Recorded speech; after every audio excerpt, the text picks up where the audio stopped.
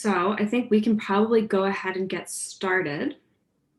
I will leave this screen up for just a couple more minutes. For those of you who don't know me yet, my name is Maggie Gardner. I'm the Career and Professional Development Coordinator in the Office of Graduate and Postdoctoral Studies at the Medical School, or OGPS. I'd like to welcome you to our very first Faculty Corner of 2021. For those of you who are interested in pursuing a tenure-track faculty career, you may have felt that much of the emphasis in applying for these positions, especially at an R1 institution like the University of Michigan, is on developing your research program. But there's so much more involved in making that transition to being a successful faculty member. So the topics that are covered in our faculty corners go way beyond just your research program. We talk with faculty members and we have trainee moderators to explore the details of faculty applications, interviews, gain an understanding of what the inside of a faculty search committee looks like, discuss how to mentor trainees with diverse needs and from diverse backgrounds, and so much more. So today I am proud to introduce to you my former grad school and postdoctoral mentor, Dr. Matt Chapman. He is professor in the Department of Molecular, Cellular, and Developmental Biology. The trainee moderator for today is Dr. Helen Rich. She is a postdoc in microbiology and immunology in Dr. Beth Moore's lab. Helen is also one of our top 3 finalists from the 2020 Postdoc 180 competition. Today is broadly going to be about running a research program and balancing that with classroom teaching. I want to thank all of you who submitted questions in advance. Helen and Matt both have those questions, and I'm sure Helen has many more of her own. By all means, feel free to put questions in the chat as they come up, or as they come to you. Helen and I will both be monitoring that chat. So with that, I will hand things off to Helen and Matt. Hi, and welcome everybody to this Faculty Corner. I am going to be asking Matt a bunch of questions once he introduces himself, and I would encourage you guys to, I know it's scary, but unmute and ask a question, or just submit them in the chat, and then either I or Maggie can ask them as well. So welcome, Matt, and thank you so much for joining us. If you could introduce yourself and give us a little bit of background on how you got here, what you're doing right now, and then we can get into the weeds of it. Yeah, thanks for having me, and especially to Maggie.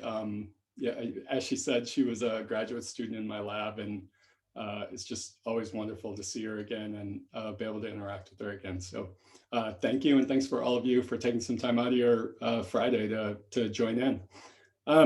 So I had to look it up this morning. I've been at the university long enough that I actually had to look up count up how many years it's been. So it's been about 17 years since I got to the University of Michigan as an assistant professor. And I got to science a little bit of a circuitous route. So I started out in college. I was an accounting major for a couple of years. And I distinctly remember sitting with an advisor, and I was trying to get out of taking a class called Accounting 2. And she was like, why are you trying to get out of this? And I said, well, I really disliked Accounting 1. And she looked at me and she was like, you're an accounting major. Is that, do you see a problem with that? And up until she asked me that question, I hadn't really critically considered it. I was just sort of floating through that college. And she asked me such a simple question. She said, what do you love? What do you like? And I thought about it for a little bit. And I remember going home and then had another meeting with her. And I said, science. I loved science classes in high school. And I took a non-major science class in college that I had really enjoyed. And she was like, do it. And it was as simple as that. And it took me a little bit longer to get through college. I had to spend an extra summer of taking summer school and things like that. But during that time, I got to get some research experience in a lab, and went to graduate school in Indiana University, and then went on to a postdoc at WashU in St. Louis, and then migrated my way here. So that's how I got here, and been here a while, and I'm looking forward to answering Helen's driving questions. I know she keeps talking about this list.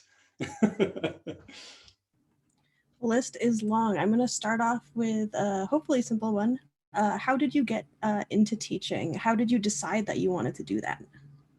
Yeah, so like many of you probably, I taught a little bit in graduate school. I was a TA for a couple of classes during graduate school.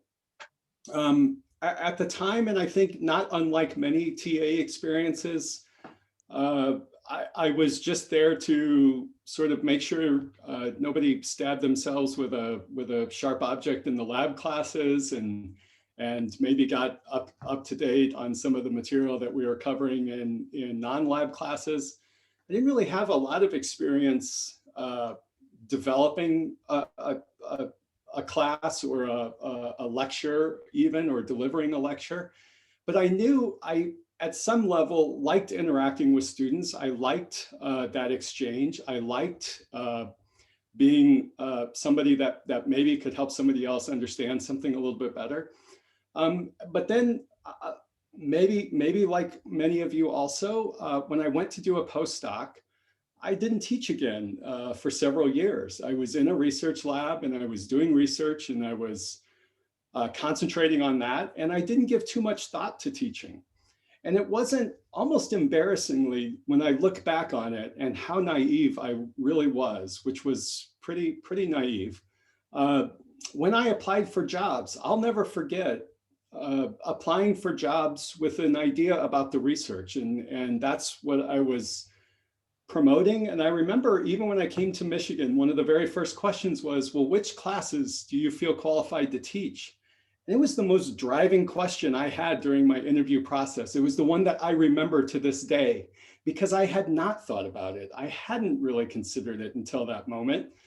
I fumbled around enough to at least maybe convince the person that I had thought about this prior to the 2 seconds before when they asked me the question. But it wasn't really until I got to the university and really kind of understood what the job entailed, that it was going to entail, of course, running a research lab, but also being a teacher and a real life faculty member and professor. Once I got to teach, and once I got to the point where I could develop a class and teach a class, I really found that it gives me maybe the most joy of anything that I do as a professor. So now I absolutely love it. That's great, and answers one of the questions. Looking back, what area would you have prepared more for entering the faculty job search process and starting your new lab?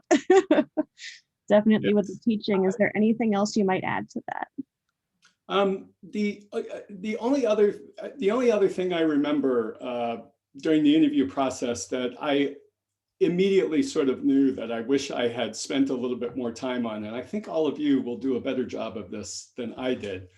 But I didn't really spend enough time trying to understand what a particular department that I was applying to, or a particular school, or a particular institution, sort of how they viewed things holistically. And just to give you sort of the extremes, there would be R1 institutions at a medical school department where the focus is really mainly on research and teaching. You may teach undergraduates, you'll probably be teaching graduate students or medical students, but the teaching will be relatively minimal, to maybe an R1 institution where you're on in a department which is on the main campus or undergraduate part of the campus, like I am in MCDB, where you're going to be expected to teach undergraduate students. And then maybe a little bit less than an R1 institution where maybe the major focus or an equal focus of your time and dedication will be expected to be towards teaching. And so I hadn't really vetted those different tiers in my mind. It wasn't until I went to places and could kind of look back and reflect and say, oh, that was definitely a medical school department. They didn't even ask me about teaching. They didn't They didn't care, or they at least didn't ask me about it. To the departments which had a real focus on teaching. And I would say MCDB here at the University of Michigan has a real focus on undergraduate teaching. And it's an important and emphasized part of our position. And it's something that I think all of my colleagues take very seriously. And I think, not unlike myself, get a lot of their joy from that part of the job, from the teaching part of the job. So I do wish I had been more aware of how those different departments sort of viewed themselves. And I think I would have been a better, a more thoughtful candidate during those interviews. That makes a lot of sense. So when you started your lab then, one question is, did you have teaching duties right away? And then sort of to follow up on that as a twofer, what resources then did you use to develop your approach to teaching? Yeah, those are great questions. So number one, I did not have teaching duties right away. Maybe they recognized, oh, geez, when I asked Chapman about his teaching, he stumbled all over the place. We can't put him in the classroom right away.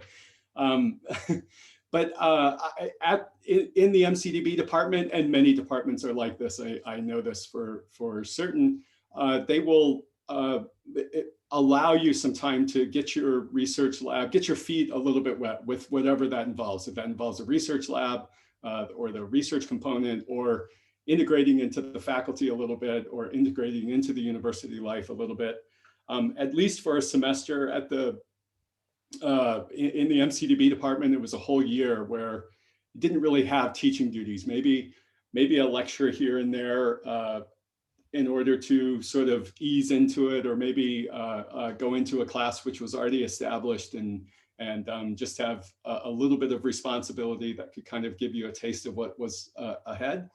And then in that year, I knew pretty early on what would be expected teaching wise. And in many departments, like an MCDB department, the teaching responsibilities are similar. In MCDB, just to give you an example, we teach what we call kind of core class. This might be a larger enrollment class at a big university like the University of Michigan, where you're teaching a class which is fundamental to whatever department you're in. So like a biochemistry or genetics course or molecular biology or something like that. And then, so you might teach that once a year. And then every other year or so, I teach what I call a specialty class, which is a smaller class. And the University of Michigan tries to start you off with that specialty class because those classes are a little bit easier. They're usually a little bit smaller number, and you can kind of do what you want. So I decided to teach a class on microbial genetics and physiology. And it was taught to upper level students. And so I could spend a few months trying to think about, I never forget sitting down so I decided that I would do a microbial genetics and physiology class because that's kind of what we did in my lab. And I'll never forget sitting down and thinking, what goes into that class? What do you do? I don't even know. I had no idea. Do we have a book? Do we have just papers, or how do we do this? And so it was lots of conversation with colleagues and people that had taught classes, and you start to develop your own ideas. I can tell you that there's definitely things that if you were to ask me, I would say, oh, don't do that or avoid that. I know a lot of the mistakes, but I'm often surprised. I hear new ideas from these new faculty members and I'm like, wow, that sounds brilliant. Try it. I don't know if it'll work, but try it. And I think that's how I was. I tried some things that I know didn't work at all. And I tried some things that I think I still use to this day in my teaching classes. And they were things that I did the very first time I taught. So some things work, some things don't. And I think the idea is to be flexible and use feedback that you get, and don't get too much into the trenches for any one idea, because it may or may not be the best one. For sure. That's awesome insights. Can you give us an example of, one thing that is don't do this, it was a mistake from the get-go, and then one thing that like really, really worked for you? Yeah. So one idea that, or not even an idea, but sort of a mentality. One of the things that I had very early on when I was teaching my very first class is I thought it was critically important to, for students. I still think this on some level, for students to be in the room and be engaged, and even to the extent where for the first couple of weeks or months, I guess, of teaching my very first class, I eventually relented even in that first semester, but I didn't post like PowerPoints or the lecture notes. They had to be there if they were going to get that material out of me. I don't know what sort of, I don't even know what my thought process was, other than the fact that I thought they should be engaging in the material in real time, and I thought there was some value in that. I very quickly realized that every student is different, and every student has different demands on their time, or can be there or can't be there. And some students won't learn a single thing sitting in front of a classroom where they've got a lot of different stimuli that are pounding at them and distracting them. Some students only learn in that environment. The point is that they're all different. And for me to sort of limit the way that I could present the material to students I was doing them a disservice and the class a disservice. And so one thing I learned is that now I try and provide as many different ways for students to learn the material or to engage with the material that we can. And so I teach an intro bio class, which is 600 or so freshmen every fall. And we try and give them, now I try and give them multiple different ways of engaging with the material, whether that be a straight lecture when we used to have those, whether that be a recorded lecture or a PowerPoint or a book or whatever it is. I try and give them that same material many different ways. And I think it has so many benefits and no downsides. That's awesome. Definitely working with people where they are. So that's sort of the first part of the questions I got. The second part is a whole slew of questions, basically boiling down to one main thing. How do you find time to do teaching on top of research responsibilities, on top of all your other responsibilities as faculty? How do you manage this? Yeah, I don't know. It's if you kind of stack everything up in your head and sort of look at it, it can be daunting. You can think, oh my gosh, I can't do all of those things. There's not enough hours in the day unless we try and invent some sort of time machine. But the reality is that one of the things that I recognized fairly early on with the teaching is that there were many ways to allow the teaching to either inform or engage me with regard to what we were doing in the lab. And I am constantly, even when I teach my intro bio class, I have had to dig into photosynthesis and metabolism and other parts of biology that I hadn't thought about for a long, long time, probably since I took an intro bio class, however many years ago that was, a zillion. And so that material, that sort of material, when I first started teaching it, I was learning it.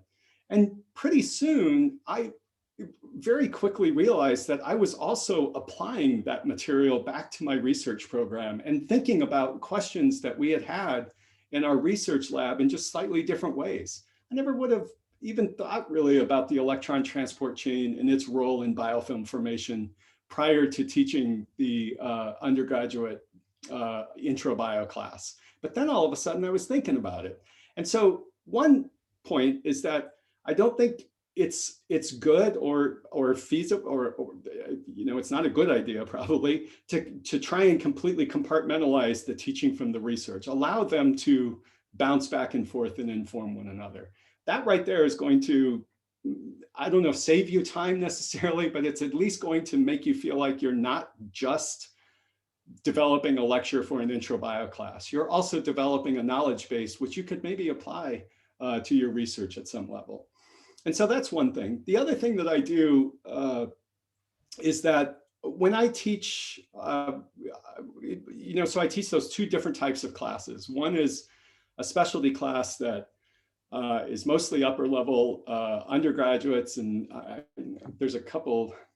Felipe is in the audience. He took that microbial genetics.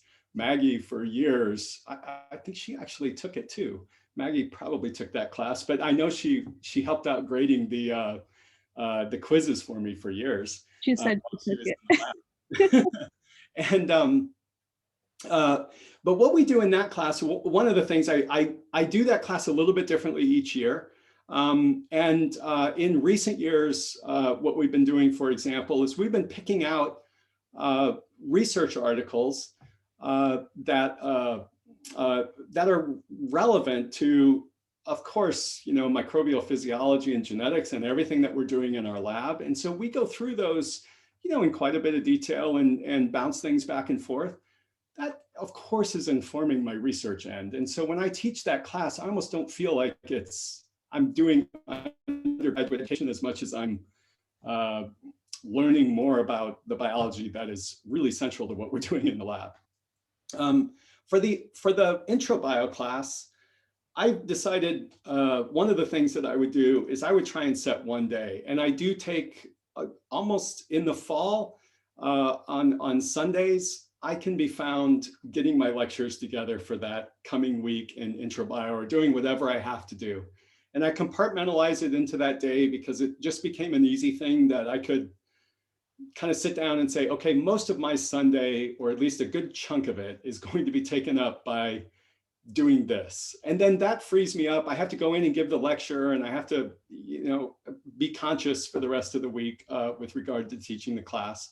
But I can devote the other energy that I have to, back to the lab or whatever it is that I need to do in order to get through the week.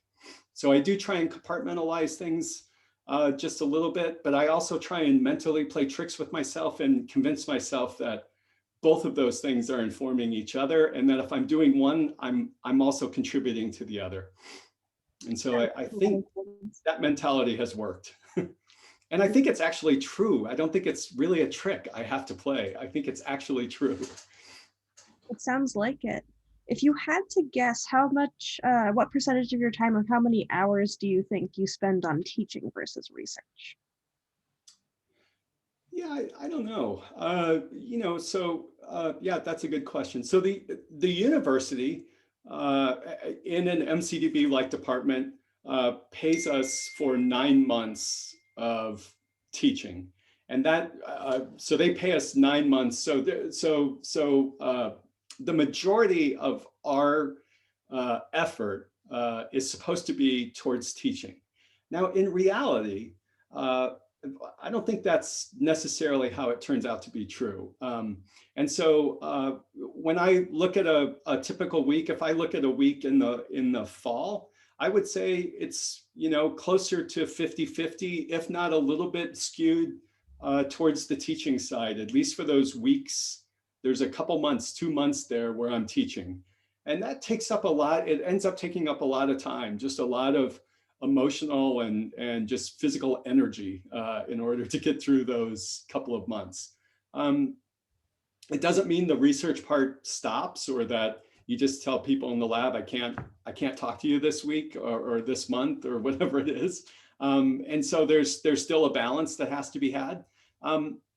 But then once I'm done with that, once I'm past that class and once I am, I kind of shut it off and sort of engage back with the lab. And so I don't know what the number of hours or how the breakdown works. I know that emotionally and I'm always looking forward to the end of the semester if I've been teaching that great big class and dealing with students that much. But at the same time, at the beginning of the semester, I'm giddy looking forward to it, and looking forward to getting to meet the new students and looking forward to how the class does and what we're going to talk about that's different this year. And so on both sides of it, I feel tremendous excitement and to start and then also to end.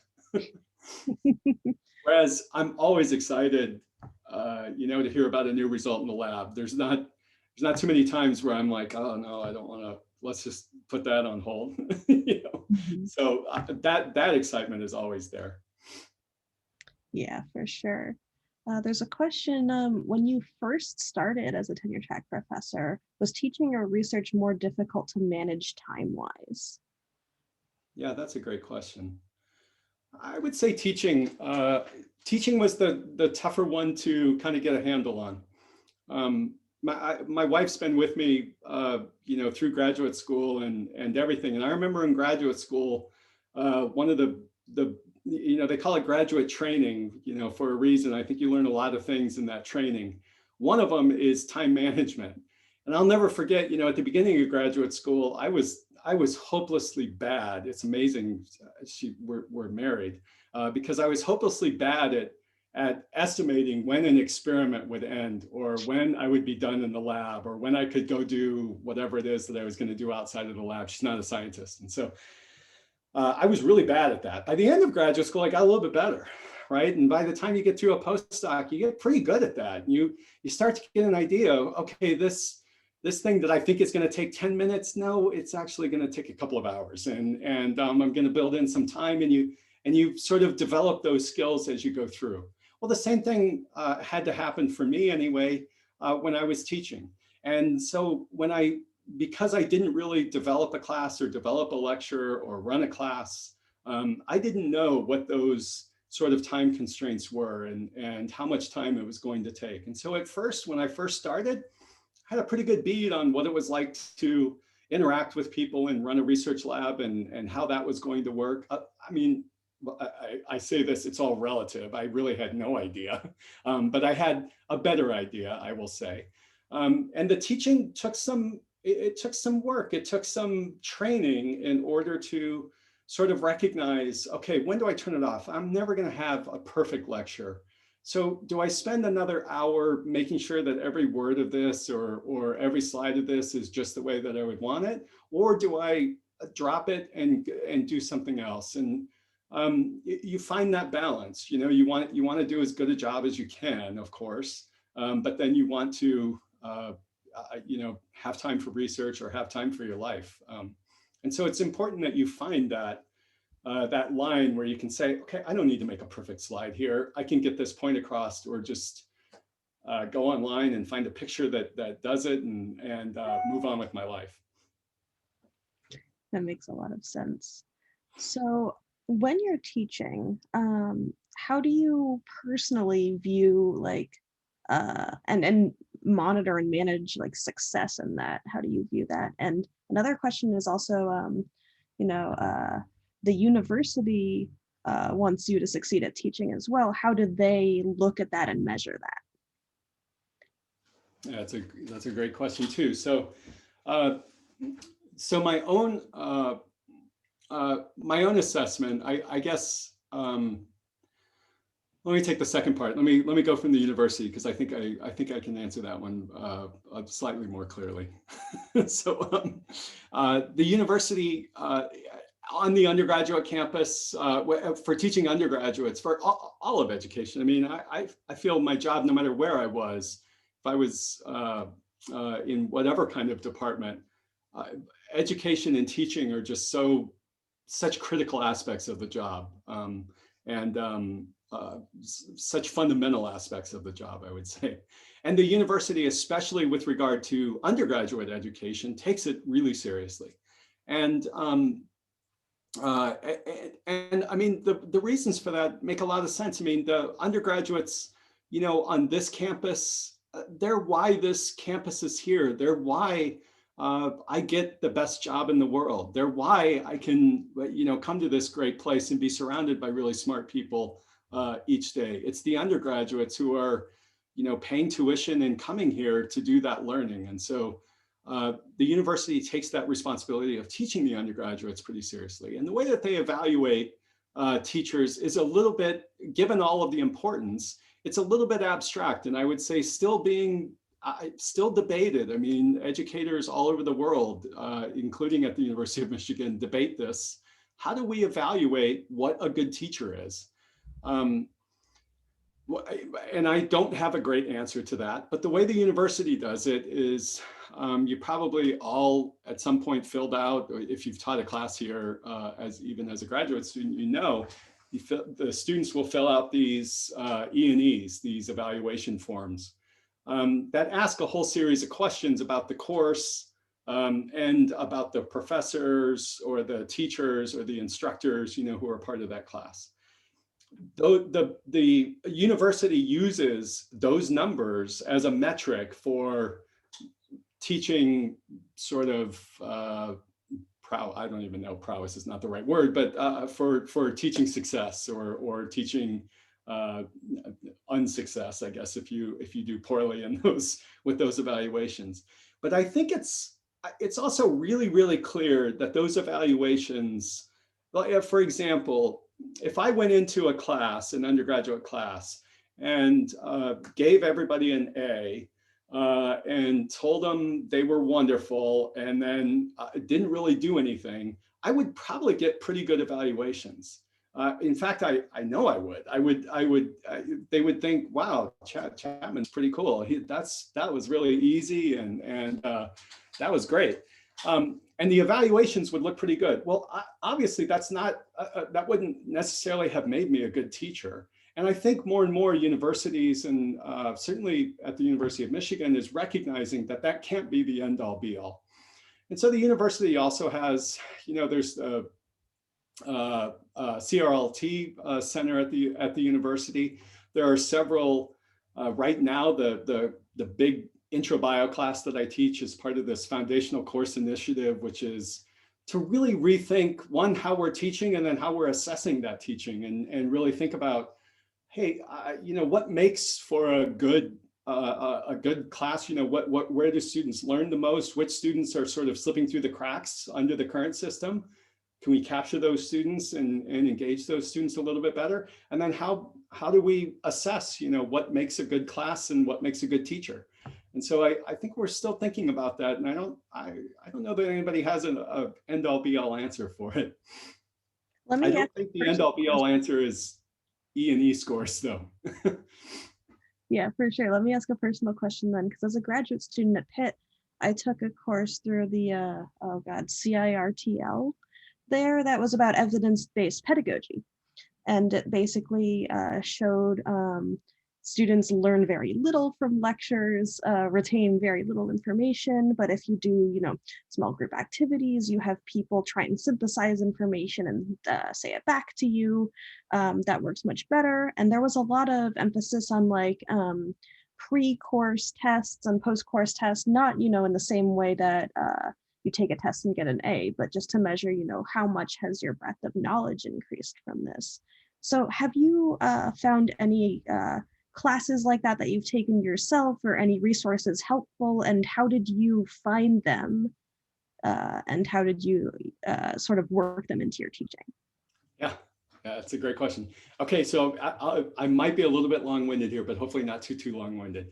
So when I first started teaching, one of the first things that I did in a class, and I still do this in this smaller class, was I kind of, what's now known as active learning or flipping the classroom, although that terminology when I started was not really a thing. But how I taught this class is we would have a particular, it was about 30 students in the class or so. And we would talk about a paper or talk about a particular topic, or there would be a presentation or whatever that material was for that day. And we would discuss it in either small groups or as a whole group and get through that material. There was very little straight lecture. I wasn't, going in and just lecturing for an hour typically, but we would do whatever we were doing as a group. And then the very next classroom, when they came in, they actually took a quiz, a 10-point quiz, which covered most of the material. It was all on the material. About 9 of those points came from the material that we covered in the class before. 1 point came from the material that we were going to cover in the class that day. So they took the quiz first thing when they walked into the class. And what that did, this was an idea. I don't even know where it came from. I just thought, well, this makes sense. I didn't want to have like these big exams, and I thought these quizzes would be just a way to kind of keep everybody up to speed during the course, and it would give me feedback sort of instantaneously. I didn't have to wait until the quarter of the semester was over to go, wow, I really screwed up trying to teach that concept because nobody got it. I would get the information right away, and we could backtrack a little bit if we needed to and go back to that material. That format, I thought really worked well. And I'm still really proud of it. And those of you, Felipe and others who have taken the class recently, that's still what I do in that class, right? Now that's become a little bit in vogue with regard to sort of flipping the class, or at least keeping the students up to speed each class period. Well, when I switched, or not when I switched, but when I had taught this intro bio class, this large class, it was 600 students. And there wasn't really, I didn't feel like there was a way where at least I could sort of do that same thing, where you kind of have these quizzes, and this sort of constant. I taught it very traditionally. It was lecture based, and then they took an exam at the quarter. And then you have another 10 lectures and you take an exam, and then another 10 lectures or whatever it was and take an exam. Very traditional sort of course. Well, COVID, and that's the way we've done it for 10, it's the way it's been taught for, I don't know how many years here at the University of Michigan. And that's the way it was probably going to be taught as long as I was involved in the class. Except COVID came, and we were, over the summer, we were debating, what are we going to do? And so what we decided, one of the things that we decided pretty early on was, okay, I'll pre-record these lectures. And then we'll have class times. We'll use the class time to kind of go through material, or to, we call them office hours on steroids at first. And we came up with a more pedagogical name. I can't remember what it was now. It was fancier name than office hours on steroids. But what we did was, via Zoom, and you could do this, I cannot wait to do this in person next fall, but via Zoom, we would meet Monday, Wednesday, and Friday, and we would just talk about the material that was covered in the pre-recorded lecture before. So students would watch these pre-recorded lectures, which was just me talking into the computer screen for 45 minutes or so. And then we would meet and sort of go through, I could bring problem sets to these, I could put them in breakout rooms, and they could work on them in groups. And it was pretty quickly I realized, oh, we just flipped the class. We did that. We did all of that work by pre-recording these lectures and by flipping this class. And the students, despite the fact that everything was online and there were so many challenges with last semester, the students loved it. I mean, the feedback that we got and their grades, their understanding of the material on the exams, which if anything were harder because we had all open book, open note tests. We just said, just take the exam, but only use yourself. That was our only rule. We were just like, please only use yourself. And hopefully that's what they did. But I know that they did, the exams were hard because they were open book. We didn't have any kind of gimme questions, nothing you could look up. And students mastered it. I think they got such a better understanding. And I think it was that combination of seeing a pre-recorded lecture, being able to watch it as much as they want and do whatever they want with it, and then getting it, in problem format and things that they could work through or ask questions almost in real time. They would watch the lecture and then they would ask these questions. That was something we just didn't have, we didn't do before. And I think it's made the class, I cannot wait for next semester when we can do this live and incorporate the pre-recorded lectures with the problem solving sessions. I think it's going to at least change intro bio here at the University of Michigan. I have COVID to thank for it, as much as I've cursed this stupid disease. That's an awesome silver lining. And if you wouldn't mind talking a little bit more just about how COVID has changed teaching and what you've done for your other class, if that has happened during COVID, or just other ways in which you've had to reconsider things and things that have gone less well, and maybe other things that have gone better. Yeah,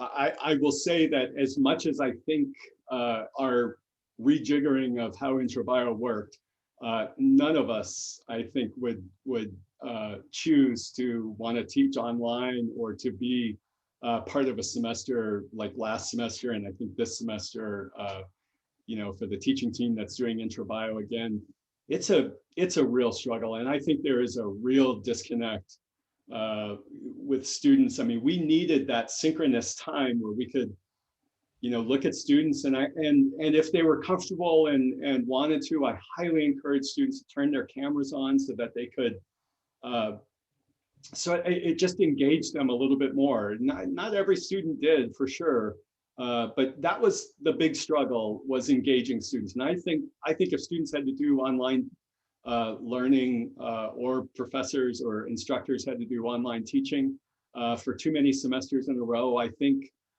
there would have to be a sort of a rejiggering of all of our heads, because I don't think it's the best way to learn, and I don't think it's actually the best way to teach. So I think there's clearly some challenges there. I think number one is engagement, just Zoom fatigue. Everybody talks about it. Everybody, do I log into this stupid thing? What am I going to do? And that is such we really felt that last semester. We really felt that towards the end of the semester. And I think this semester for some of those students, and I know, talking to the students, they are, it's going to be something they're really conscientious about keeping straight.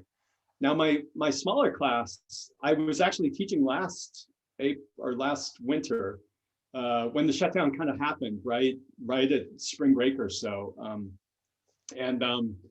So we got sort of a traditional, half of the class, and then we got this Zoom half. And at that point, everything was so new, and that class is so adaptable that I would say that the impact COVID had, or the sort of going to virtual meetings, was relatively minimal. We were still able to do our presentations and do everything that we normally would have done in the class.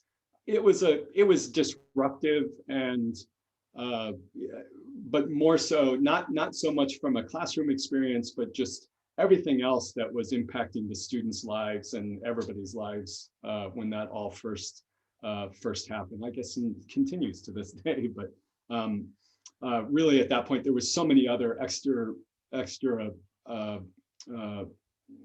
things going on that I think that was the biggest impact. I think the impact directly on the class was relatively small. I didn't feel it too much. And I've heard from a lot of professors that doing these online courses has taken up a lot more of their time in order to change. And then also just, you have to pre-record a lecture and then do all this other stuff. You're not just making your PowerPoint and then giving it in class. So how would you say that's changed the amount of time that you have to prepare for teaching?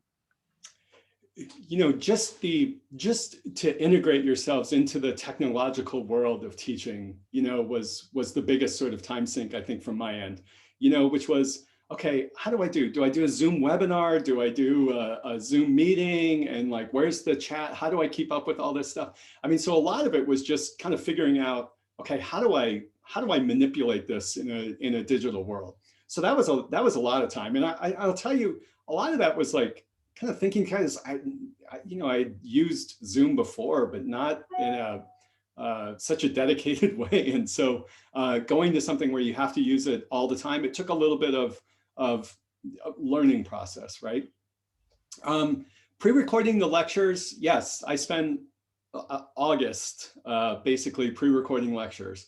That came with its own technical hiccups. You would record a lecture and halfway through it would stop and you wouldn't realize it. And then you would go to upload it and it would churn through that stupid Canvas conversion thing. And sometimes it would just go through like that. And sometimes it would just sit there and churn for days. And then finally you'd go, oh, I gotta go re-record that one. And so it was just this constant sort of, process.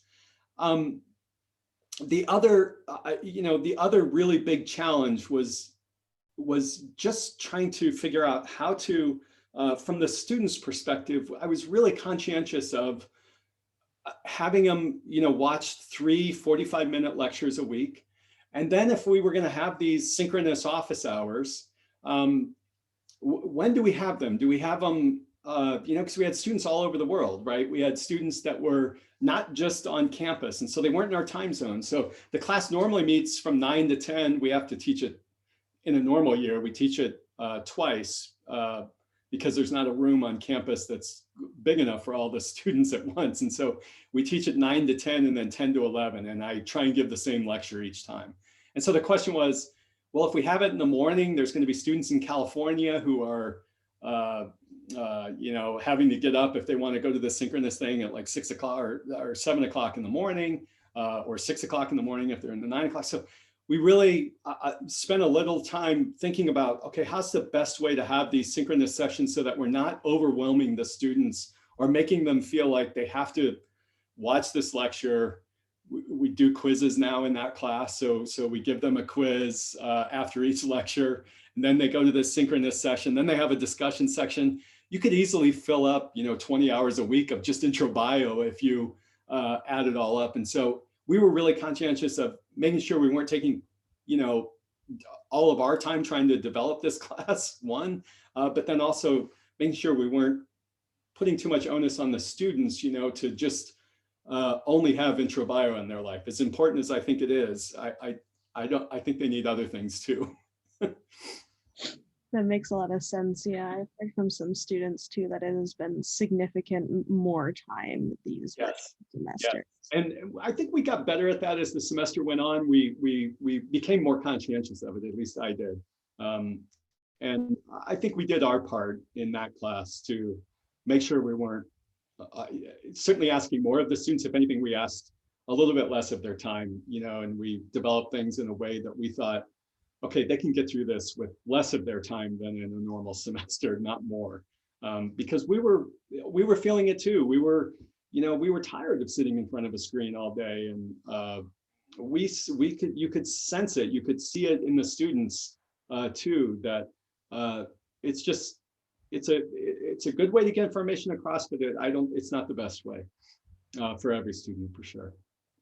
Yeah, that makes a lot of sense. All right, we're coming up on the last 10 minutes of our hour here. So if anybody wants to unmute and ask a question, I'm going to leave a little bit of time for that, but I have a couple more that I can ask too. So I'll leave a couple seconds. And then I'll ask mine. I have a question about, hello. So yeah. I have a question about your, so we spend a lot of time here talking about teaching. I wonder, from your years of experience in University of Michigan and also reflecting on your personal experience, the transition from postdoc to PI, to establish the research side of it, what you would have prepared and more, going in this direction. I wish they had given all of us a psychology degree of sorts when we were postdocs. I feel like the biggest change for me anyway, when I went from a postdoc to running a research lab, was that I was not just I didn't have to just worry about myself and my own things that might motivate me or get me over humps or see me through a problem. Now I had to think a little bit more holistically, of course, and consider that for everybody that was in the lab. And one of the things, that I think when I first started, I had in mind what I felt like as a first-year graduate student and as a new person in the lab. And so I had a very clear memory of that because it hadn't been that long ago. Now I don't remember what the heck it felt like, but back then I could still relate to it. And so I had a very clear memory of what I went through and the emotions that I felt. And what I did was, at first, I think I projected those onto people that were in my lab and just assumed that they must be going through the same thing. I was like, oh, I remember this, I know what they're going through. Well, I didn't. Of course, very quickly you recognize, and you hear it all the time, everybody is different, of course. And it took me a little while to step back and, now when new people come into my lab, one of the first things that I try and do in those first few months or years, and sometimes it takes even longer, is really figure out, okay, how best can I help mentor this person or be a supportive and not not just an anchor for this person.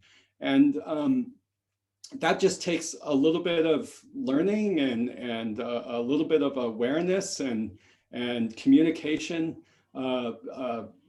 with each other.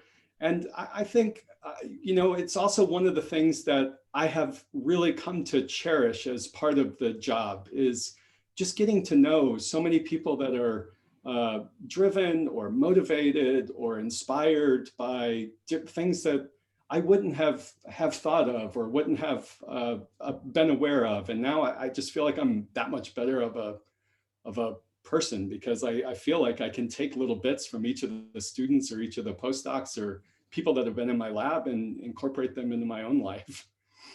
But I think that recognition of trying to figure out, okay, how do we make this the best scenario? How do I help this person get to where they want to be and do so as efficiently and as usefully as possible? That makes sense. Thank you. Mm-hmm. Let me ask just a follow-up question to that really quick, because, you know, as a graduate student and as a postdoc, I've had undergrads I've been mentoring in the lab. What are there any resources that you've felt that specifically have helped you become a better mentor, or has it solely been like trial and error with having more mentees? Oh, what a great question. So the biggest resource for me, I think, has been experience. And I'm also a huge proponent of communication. You know, the very best students in my lab, you know, Maggie is sitting there, Maggie can tell you this, she would pop into my office every day. Every single day we would communicate about something, most of the time about science, but about whatever, you know, whatever there was. And that allowed us to learn a little bit about each other and what made each other tick. The students that I struggle with, or that I feel like it takes me longer to get to that point, and I maybe never get as far as I think I should, are with ones that I don't communicate for one reason or another as well with. And so the number one thing for me is to establish that sort of communication, and however it takes place. Some students, you know, like Maggie would come into my office every day. Another student that was in the lab at the same time as Maggie, Dave, used to come in every single day. He would just come, he would pop in every single day. Some students I would either have to hunt down, or they would want to communicate via email or a text message or something. But whatever that communication line is, it has to be good and it has to be solid. And you have to feel like, you know, we're moving, at least we're communicating enough that we know where each other is wanting to go. And so just developing that skill and developing that resource of communication is just so critical. I feel like that's good life advice too. I think it is. I think my wife would agree. And if I can just ask, well, one more follow-up question, and please interrupt me either in the chat or by unmuting if you have an interesting question. But how has that changed during COVID? I know I have, you know, a weekly hour scheduled call with my mentor, but it's not like I can just run into her office every day now. It's been brutal. It's the thing, it's the one of the things. I mean, there's many aspects of what's happened in the last year that are demoralizing, but that is, it's been one of the toughest ones for me. And sort of adjusting to the meeting. My favorite, I always think the easiest and sometimes usually the most productive sort of interactions are those casual interactions that you have with lab mates or with your PI or with whatever. And those small interactions are just, they define everything else. They allow all that other good communication line to develop and really foster. And we're missing that right now in a lot of different aspects of our life. And it's hurt me. I don't think, I think people in my lab would say it's hurt. I feel like it's hurt the communication between myself and my lab. You know, we have weekly lab meetings, and then I have meetings, you know, with individuals on a regular basis. But it's changed, and I cannot wait to get back to a more freely communicative environment, because I mean, I don't think anybody will convince me that the way we communicate right now through these Zoom calls and email messages is necessarily the best way. Yeah, our lab Slack has not replaced just chatting for sure. But I think exactly. We don't do our research in a garage by ourselves for a reason, because the best science happens when you're just able to bounce an idea off, or just say, oh crap, my experiment didn't work. And somebody else says, oh, well, I bet it, you know, and you have these little conversations that then lead to bigger things, and certainly pave the roads for bigger things to happen. And we're missing some of that. It's not completely gone, but we're missing some of it right now. And boy, I cannot wait to get back to, I miss those interactions. 100% with you on that. The last 2 minutes, I will ask one last question from chat, which is along the hours of how many hours do you work for per week? And I would just be curious to see, you know, does that change from your fall semester when you're doing this huge course to your spring when you're just in the lab more? Yeah, how does that change? Yeah, yeah. I often have students that ask that, how many hours should I work in the lab a week, or how many hours? I never know what to say. I've never really known what to say. I don't know how many hours I work a week. If you take my fall semester and say, one of the things that I try and do is I try and carve out at least a day a week where I'm not planning on doing much, if anything. For me, most of those days are Saturdays. I love college football, and I like watching college football, especially in the fall. So please don't bother me on Saturdays. Or I mean, don't bother me, but I'm not doing much on Saturdays. I carve that out and I make a bunch of food and everything else. I don't think about too much else. The Sundays in the fall, I'm working most all of that day. And then, during the week, I don't know, it depends on the week or what's going on. I do know for sure, especially now, I think it's more important than ever, that we all have a way to disentangle a little bit. Research is fun. The science part of it is fun, but it's also, I think you need to balance, no matter how fun you think that is, which it is fun. I think it has to be balanced with, I'm going to do something else fun, go for a hike or watch The Bachelor or whatever it is that you do. I love The Bachelor. So whatever it is that you do. The other thing, that I do is, I love music. I love to listen to music. I'm not a musician. I'm terrible at it, but I love music and I love listening to music. And I can sit down in front of a stereo and just listen to music and totally disentangle myself from the entire world. And my gosh, I think if I didn't have those hour or two that I carve out to do that, I don't know if I'd still be here. Who knows? I need that time, and I think we all need that time. So protect yourselves, and don't try and think I can solve all the world's problems or get all of my research done or work an extra 4 hours to solve this problem. Make sure you're taking care of yourselves. All right, well, thank you so much, Matt. It is 3:01 now, and we're gonna wrap this up. You've given us so many insights. Thank you again, and thanks to everybody for attending. Thank all of you. It was nice to see some pictures. Yeah, sure. And everybody who submitted these questions too. Yeah, they were great questions.